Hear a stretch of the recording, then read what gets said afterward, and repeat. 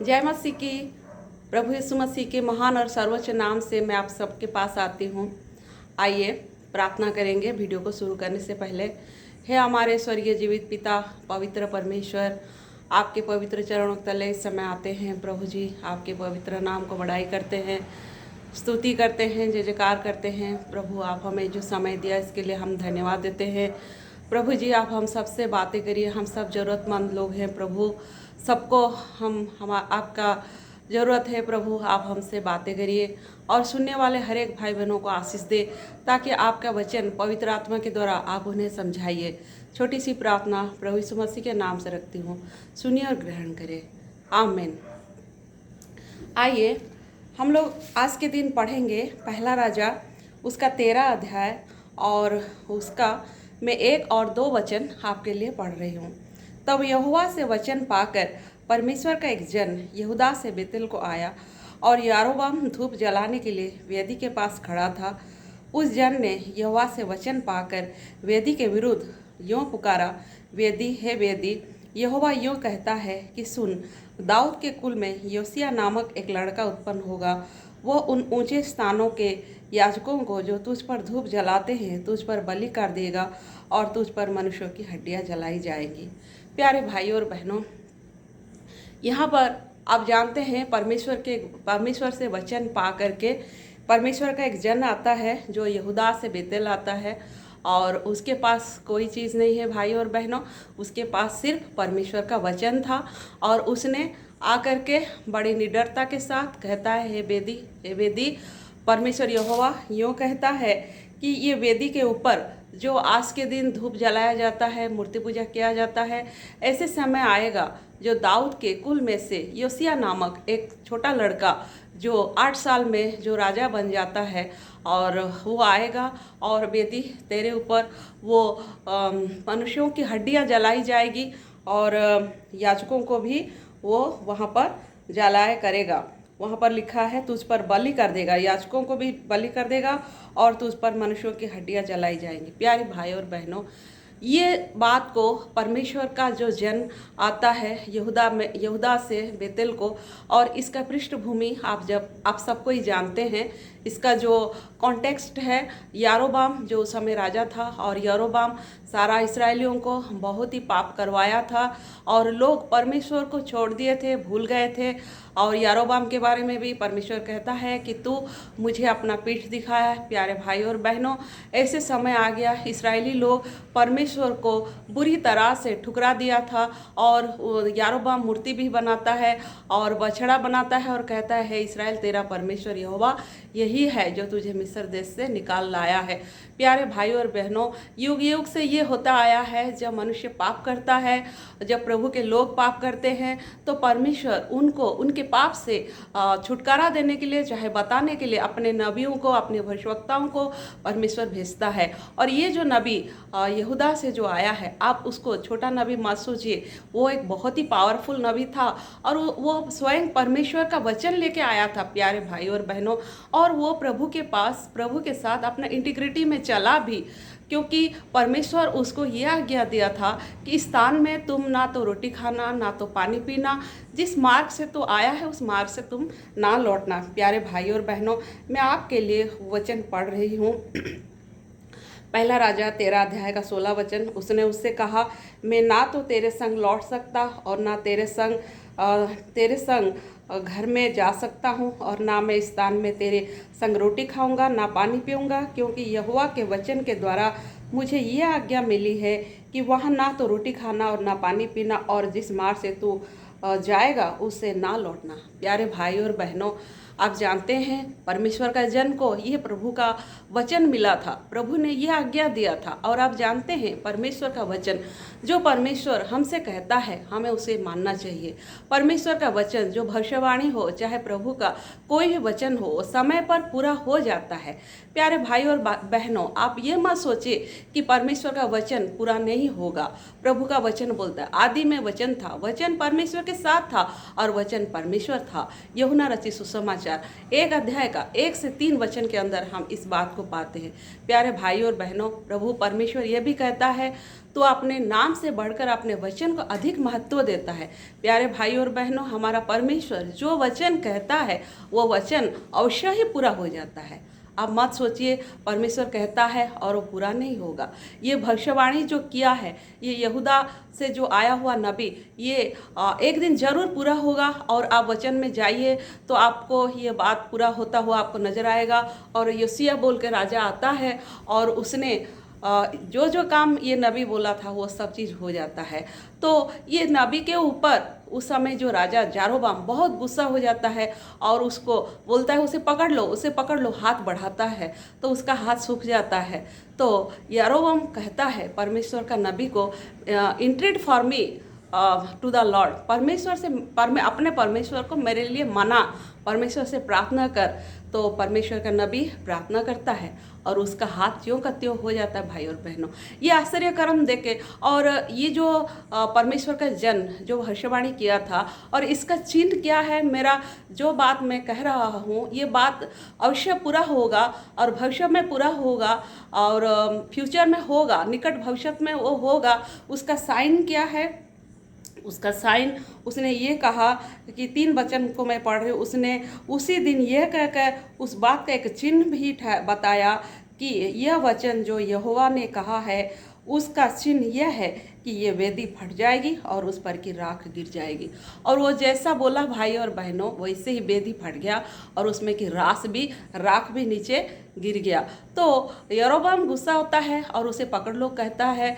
तो परमेश्वर का जो नबी प्रार्थना करता है और उसका हाथ ज्यों का त्यों हो जाता है। तो प्यारे भाई और बहनों, यारोबाम देखता है ये कोई ऑर्डिनरी नबी नहीं है और ये बहुत ही परमेश्वर का प्रभावशाली नबी है। तो यारोबाम जब खुश हो जाता है, उसका हाथ ठीक हो जाता है, तो कहता है मेरे घर में आ जाओ और रिफ्रेश दाई सेल्फ, और तुम्हारा मन को तुम हरा भरा करो और मेरे घर में तुम आओ। और बोलता है कि मेरा घर में तुम आ करके तुम खाना खाओ, रिफ्रेश करो। लेकिन परमेश्वर के जन क्या बोलता है, यहाँ देखिए 6 पद को मैं पढ़ रही हूँ। तब राजा ने परमेश्वर के जन से कहा, अपने परमेश्वर यहोवा को मना और मेरे लिए प्रार्थना कर कि मेरा हाथ ज्यों का त्यों हो जाए। तब परमेश्वर के जन ने यहोवा को मनाया और राजा का हाथ फिर ज्यों का त्यों हो गया। तब राजा ने परमेश्वर के जन से कहा, मेरे संग घर चलकर अपना प्राण ठंडा कर और मैं तुझे दान भी दूंगा। प्यारे भाई और बहनों, आप जानते हैं यारोबाम बोलता है अपना प्राण ठंडा कर, रिफ्रेश दाई सेल्फ, तो और मैं तुझे दान भी दूंगा। प्यारे भाई और बहनों, परमेश्वर का जन यहाँ पर जो आंसर देता है वो बहुत ही रिमार्केबल चीज़ है और वो ध्यान देने वाली बात है। और कहता है चाहे तू मुझे अपना घर का आधा घर का संपत्ति भी तू मुझे दे दे तो भी मैं तेरे साथ नहीं जाऊंगा, क्योंकि परमेश्वर की ओर से मुझे यह वचन मिला है कि इस स्थान में ना तो रोटी खाना ना तो पानी पीना, जिस माँ से तू आया है उस माँ से तू लौटना नहीं। प्यारे भाई और बहनों, परमेश्वर के दास कितना प्रभावशाली था। आज के दिन हम देखते हैं प्रभु के लोगों को कैसे लालच आ जाता है, परमेश्वर का वचन में वो निडर नहीं रह सकते, प्रभु के वचन को पकड़े नहीं रह सकते हैं। परमेश्वर का जन जो आया था यहूदा से, यारोबाम उसको दान दूंगा बोलता है, फिर भी वो लेने को इनकार करता है। प्रभु का वचन बोलता है जो मेरे पीछे होना चाहता है, वो लेना चाहता है, वो अपना क्रूस उठाए। प्यारे भाई और बहनों, मैं आपके लिए पढ़ रही हूँ मत्ती रचित सुसमाचार उसका 10 अध्याय। आइए मत्ती रचित सुसमाचार, हमारा परमेश्वर यहाँ पर आपके लिए क्या कह रहे हैं मैं आपके लिए पढ़ दे रही हूँ। मत्ती रचित सुसमाचार उसका 10 अध्याय का 36 वचन आपके लिए मैं पढ़ रही हूँ। परमेश्वर क्या कहता है देखिए। प्रभु बोलता है मैं तो आया हूँ कि मनुष्य को उसके पिता से और बेटी को उसकी माँ से और बहू को उसके सास से अलग कर दूँ। मनुष्य के बैरी उसके घर ही के लोग होंगे। फिर प्रभु का वचन बोलता है, प्रभु बोलता है यहाँ पर देखिए, जो माता या पिता को मुझसे अधिक प्रिय जानता है वो मेरे योग्य नहीं, और जो बेटा या बेटी को मुझसे अधिक प्रिय जानता है वो मेरे योग्य नहीं, और जो अपना क्रूस लेकर मेरे पीछे ना हो ले वो मेरे योग्य नहीं। देखिए भाई और बहनों, प्रभु यीशु मसीह के पीछे चलना आपको कुछ दाम चुकाना पड़ेगा। प्रभु यीशु मसीह के पीछे चलना है, हमको क्रूस उठाना है, दुख उठाना है, रोटी नहीं खाना, पानी नहीं पीना और जिस मार्ग से तू गया उस मार्ग से ना लौटना, ये सारी चीज़ें पालन करना इतना आसान नहीं है। तकलीफ़ें तो ज़रूर है, रूटीन। और परमेश्वर ने क्यों कहा था उसमें भी देर आर सर्टेन रीजन्स। जिस मार्ग से तुम आया है उस मार्ग से तुम नहीं जाना, उसके पीछे कुछ कारण है। हम परमेश्वर को क्वेश्चन नहीं करना चाहिए। जो परमेश्वर कहता है कुछ सोच के कुछ समझ के बोला है। उस जगह में इतना पाप था, इतना बुराई था, लोगों ने इतना मूर्ति पूजा किए थे, शायद परमेश्वर ने उसको इसीलिए कहा था कि तुम रोटी नहीं खाना, पानी नहीं पीना। और ये उसका इंटीग्रिटी था। प्यारे भाई और बहनों, यारोबाम ने जब उसको ये लालच दिखाया, उसने उसका फंदा में नहीं पड़ा, उसने स्वयं इनकार कर दिया। परमेश्वर के दासों को ऐसे होना चाहिए, प्रभु के लोगों को ऐसे होना चाहिए। और प्रभु के वचन कहता है चाहे तू मुझे अपना आधा घर भी दे दे। प्यारे भाई और बहनों, मैं आपके लिए और एक वचन पढ़ती हूँ, भजन संहिता उसका 37 चैप्टर, भजन संहिता उसका 37 अध्याय का 25 वचन को मैं आपके लिए पढ़ रही हूँ। आप लोग सुनिए। 37 अध्याय का 25 वचन मैं आपके लिए पढ़ रही हूँ। मैं लड़कपन से लेकर बुढ़ापे तक देखता आया हूँ, परंतु ना तो कभी धर्मी को त्यागा हुआ और ना उसके वंश को टुकड़े मांगते दिखा है। प्यारे भाई और बहनों, क्या आप जान रहे हैं यहाँ दाऊद क्या बोल रहा है? मैं लड़कपन से मैं आज तक देख रहा हूँ, बुढ़ापे तक देखता, प्रभु के लोग कभी भीख नहीं मांगते, रुपया के पीछे जाते नहीं, पैसा का लालची नहीं होते हैं। जो सच्चा परमेश्वर का जन है, जो परमेश्वर के संतान है। पतरस ने बोला था कि तेरा धन तेरे साथ नाश हो जाए। पवित्र आत्मा को खरीदना चाहता है एक आदमी, तो पतरस ने उनको कहा तेरा धन तेरे साथ नाश हो। क्या भाई और बहनों, क्या आज ये रुपया का फंदा में आप गिर जाते हैं? प्रभु के लोग देते हैं, वो लेते नहीं। प्यारे भाई और बहनों, यहाँ प्रभु का वचन बोलता है ना मैंने कभी धर्मी को त्यागा हुआ और ना उसके वंश को टुकड़े मांगते देखा है। प्रभु के संतान कभी भीख मांगते हुए नहीं देखा है। प्रभु के संतान को ऐसे होके चलना चाहिए। प्यारे भाई और बहनों, प्रभु हमें कहता है क्रूस उठा करके चलो, और प्रभु के लिए दुख उठाना है। और ये आप जानिए कि प्रभु के लिए हम दुख उठाते हैं। प्रभु बोलता है धर्मी को प्रभु कभी भी त्यागा हुआ मैंने नहीं देखा। प्रभु के वचन को लेकर के हमको स्थिर रहना है। जो वचन परमेश्वर हमको कहा, ये नबी को हम देखते हैं कैसे प्रभु के वचन को वो लेके स्थिर रहा। यारोबाम उसके सामने कितना प्रलोभन दिखाता है, और प्रभु का वचन को मानता है। प्यारे भाई और बहनों, इतना बड़ा अपॉर्चुनिटी, इतना बड़ा ऑफर को उसने ठुकरा दिया। क्या आज के दिन हमेशा चलते हैं? अफसोस की बात, दुख की बात, आज प्रभु के दास, प्रभु के लोग आज बेचे जा रहे हैं। प्रभु के वचन, नीति वचन में लिखा है उधारी देने वाला उधारी लेने वाला के सामने मालिक बन जाता है। ये रुपया, ये पैसा आपके ऊपर मालिक बन जाता है।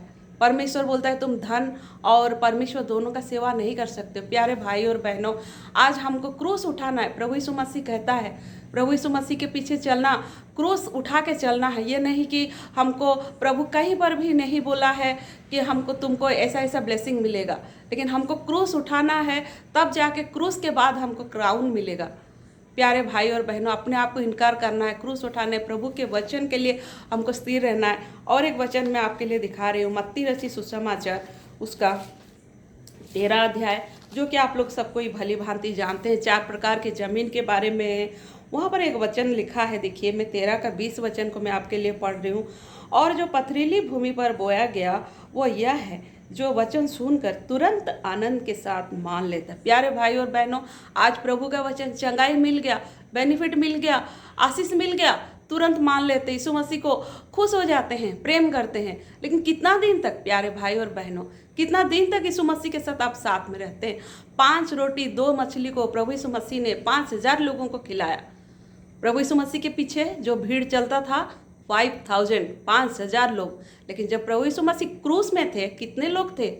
जो लोग प्रभु यीशु मसीह का पीछे चलते थे, इतना ज़्यादा लोग, जब प्रभु यीशु मसीह क्रूस में टंगाए गए, कोई नहीं था उनके पास, उनके चेलों को छोड़कर कोई नहीं था। यहाँ तक कि प्रभु ने जब वचन सुनाते हैं, मेरा मांस ही वास्तव में खाने का चीज़ है, मेरा खून, मेरा लहू पीने का वस्तु है, तो लोग बोलते हैं ये कड़वा बात को कौन सह सकता है? बहुत सारे लोग प्रभु का वचन छोड़ के चले गए। प्यारे भाई और बहनों, यहाँ मैं आपके लिए पढ़ रही हूँ, देखिए। और जो पथरीली भूमि पर बोया गया वह यह है, जो वचन सुनकर तुरंत आनंद के साथ मान लेता है। पर अपने में जड़ ना रखने के कारण वो थोड़े ही दिन का है, और जब वचन के कारण क्लेश या उपद्रव होता है तो तुरंत ठोकर खाता है। प्यारे भाई और बहनों, क्या जान गए? वचन के कारण ठोकर आता है, क्लेश होता है, उपद्रव आता है तो ठोकर खाता है, क्योंकि उसके अंदर जड़ नहीं। क्या प्यारे भाई और बहनों, क्या आप यीशु मसीह को कैसे जानते हैं? क्या आपके अंदर जड़ है? वचन के कारण अगर आपके पास क्लेश आता है, तकलीफें आता है, प्रभु बोलता है सही मायना में मेरा वो दोस्त है, मेरा मित्र है, मेरा चेला वही है जो अपना क्रूस उठा के मेरे पीछे चले। प्यारे भाई और बहनों, आज के दिन सब ब्लेसिंग के पीछे जाते हैं, प्रभु हमको परखता है असल में मेरा कौन दोस्त है। अब्राहम को देखिए, परमेश्वर ने वचन दिया, मैं आपके लिए पढ़ रही हूँ उत्पत्ति 15 अध्याय, बहुत ही इंटरेस्टिंग बात है उसमें। अब्राहम को परमेश्वर ने क्या कह रहा है? इन बातों के पश्चात यहोवा का यह वचन दर्शन में अब्राहम के पास पहुंचा, हे अब्राहम मत डर, तेरी ढाल और तेरा अत्यंत बड़ा प्रतिफल मैं हूँ। अब्राहम ने कहा, हे प्रभु यहोवा, मैं तो निर्वंश हूँ और मेरे घर का वारिस यह दमिश्कवासी एलियाजर होगा, अतः तू मुझे क्या देगा?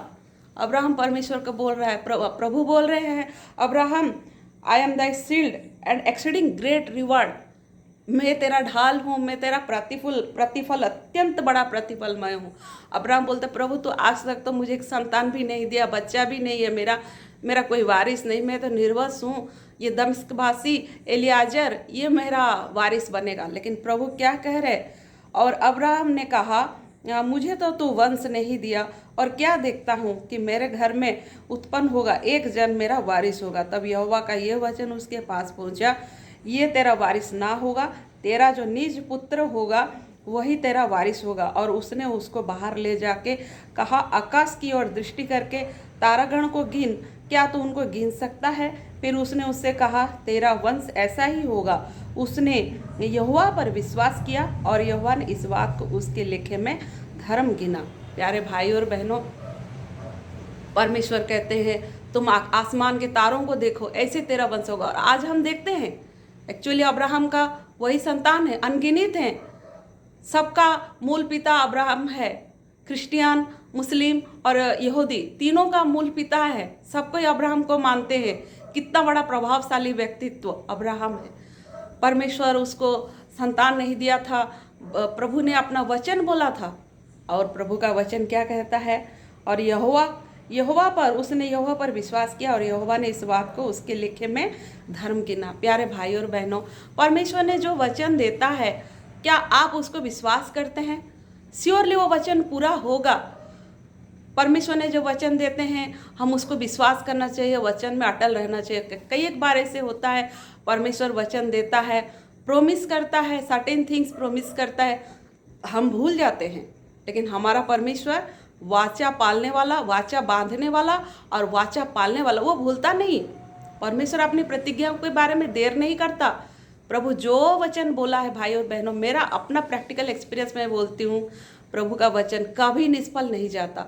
प्रभु बोलता है जैसा आसमान से बारिश भूमि में गिरता है और भूमि को हरा भरा करता है और उसमें से पौधे उगते हैं, उल्टी वो आसमान से जो बारिश गिरता है वो बारिश निष्फल नहीं जाता। ऐसे परमेश्वर का वचन कभी निष्फल नहीं जाता। प्यारे भाई और बहनों, प्रभु जो वचन जो बोलता है वो जरूर एक समय पूरा हो जाएगा।